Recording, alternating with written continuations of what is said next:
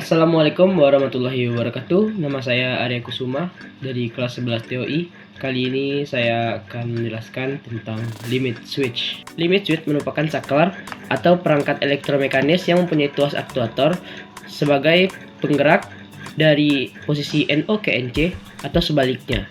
Limit switch memiliki 3 kontak dan karena merupakan alat mekanis, jadi harganya relatif lebih murah. Untuk lebih jelasnya, limit switch berbentuk seperti berikut.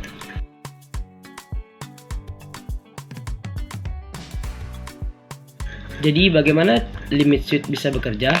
Limit switch bekerja karena adanya tuas yang menggantikan fungsi dari tombol.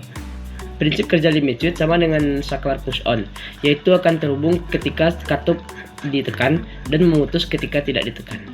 Untuk penjelasan yang lebih detail tentang limit switch, silakan simak video berikut. Okay, let's get started.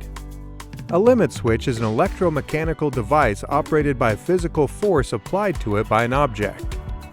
The limit switch is used to detect the presence or absence of an object.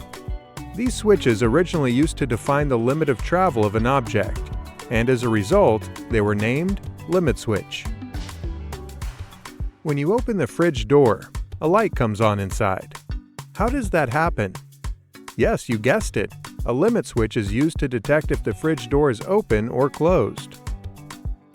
Let's look at another application of a limit switch that you may encounter at home.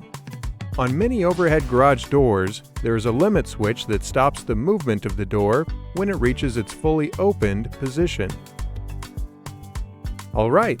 Now that we've looked at a couple of limit switch applications, where you might see them in action at home, let's have a closer look at the device itself. A limit switch juga sering diaplikasikan di industri sebagai safety cover. Baik, semoga video kali ini bisa membantu Anda untuk mengetahui lebih banyak tentang limit switch. Terima kasih.